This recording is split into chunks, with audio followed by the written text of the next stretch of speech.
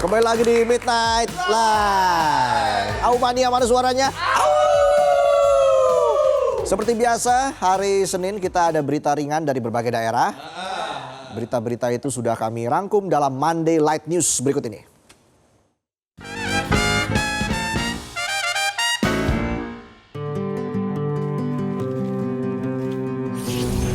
Berita pertama malam ini kita awali dari perjuangan seorang lansia di Dusun Sumbersari, Desa Supiturang, Lumajang, Jawa Timur, yang nekat bertaruh nyawa hanya untuk merawat 3 ekor kambingnya di zona merah erupsi Gunung Semeru. Lansia berani ini bernama Misno, seorang kakek berusia 87 tahun yang harus mondar-mandir dari posko pengungsian ke lokasi bencana hanya untuk merawat sisa kambing miliknya yang selamat dari bencana erupsi Gunung Semeru. Misno seolah tidak lagi memperdulikan nyawanya.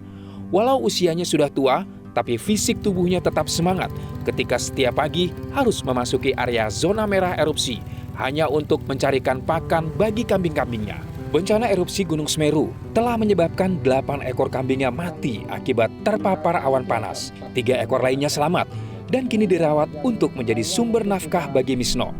Pasalnya, kambing-kambingnya tersebut rencananya akan dijual untuk memenuhi kebutuhan hidupnya sehari-hari.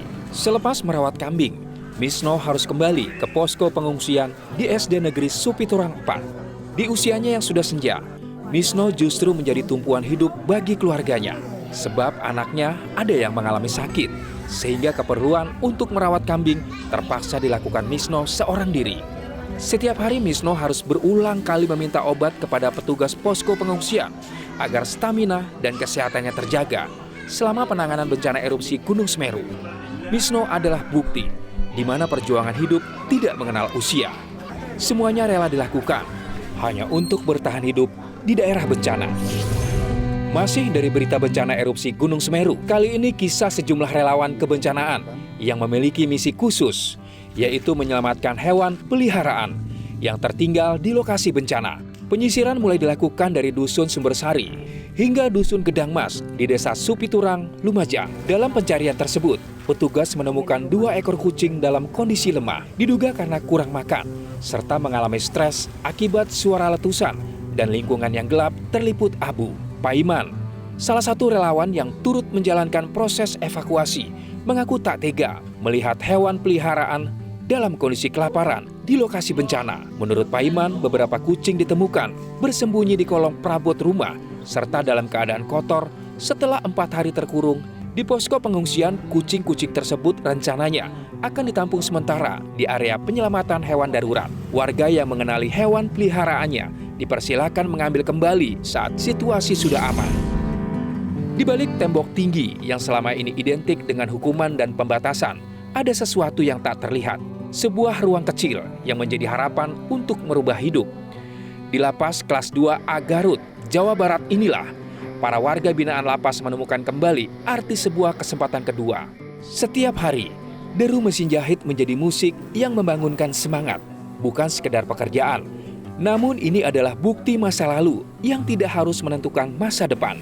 Dengan tangan terampil, para warga binaan disibukkan kegiatan memotong kain, mengukur pola, dan menjahit lembar demi lembar menjadi pakaian yang layak dipakai dan dijual. Mulai dari seragam sekolah, baju untuk keperluan event, hingga pakaian olahraga. Di balik jeruji besi ini, para warga binaan percaya bahwa mereka belajar disiplin, kerja keras, dan mampu berubah menjadi sosok yang berguna. Tidak hanya bagi masyarakat, namun juga keluarganya sendiri. Pakaian-pakaian yang mereka produksi bukan hanya hasil karya, tetapi simbol perjalanan panjang menuju perbaikan diri. Bayangkan, hasil produksi para warga binaan di lapas kelas 2A Garut, Jawa Barat ini telah dipasarkan ke berbagai daerah di Indonesia, mulai dari Jawa hingga Sulawesi setiap tahunnya. Keuntungan hasil penjualan sebagian diserahkan sebagai penerima negara bukan pajak atau PNBP, dan sebagian lainnya diberikan kepada warga binaan sebagai upah dan apresiasi atas karya yang mereka hasilkan. Dari balik jeruji, mereka tidak menyerah, mereka berkarya dan bangkit, karena sesungguhnya perubahan besar sering lahir dari tempat yang paling tak terduga. Beginilah suasana di Tambak, Desa Bakaran Wetan, Kecamatan Juanapati, Jawa Tengah. Ratusan warga tampak antusias menangkap ikan bandeng dengan tangan kosong. Tradisi yang dikenal dengan Gogo Iwa ini menjadi bagian dari rangkaian Festival Berkat Bandeng 2025. Warga yang mengikuti tradisi ini tampak gembira. Meski harus berebut, mereka senang membawa pulang bandeng gratis. Tingginya antusiasme warga sudah terlihat sejak rangkaian Festival Berkat Bandeng 2025 dilakukan 1 hari sebelumnya. Diawali kirap petani tambak, kegiatan dilanjutkan dengan berjalan bersama menuju area tambak sebelum acara inti dimulai. Selanjutnya digelar sarasehan rembuk kali, serta aksi bersih-bersih sungai bersama petani tambak dan warga sekitar.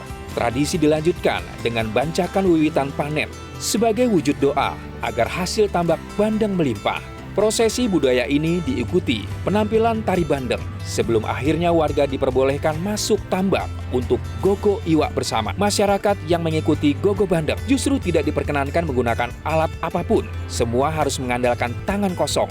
Sesuai tradisi Gogo Iwa tidak hanya menjadi momen panen bersama, tetapi juga bentuk pelestarian budaya lokal yang terus dijaga masyarakat Bakaran Wetan dari generasi ke generasi.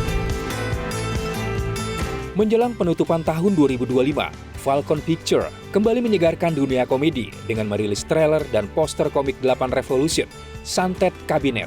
Film terbaru garapan Fajar Bustomi yang menghadirkan sederet komedian seperti Andre Taulani, Indro Warkop, Hesti Purwadinata, dan lainnya. Sebagai kelanjutan dari 2 film sebelumnya, kisah kali ini mengikuti pasukan hasil audisi komik 8 Revolution yang mendapat tugas membongkar dugaan santet massal di sebuah kabinet pemerintahan yang dipimpin Cak Lontong sebagai presiden. Film diwarnai dengan racikan aksi, politik, horor, dan komedi khas semesta komik 8. Trailer berdurasi 2,5 menit itu juga memamerkan kolaborasi komedian senior dan talenta muda yang memberi energi baru serta tawa nonstop, sekaligus membangun antusiasme jelang penayangan film pada 24 Desember 2025 yang siap meramaikan momen libur Natal dan akhir tahun baru.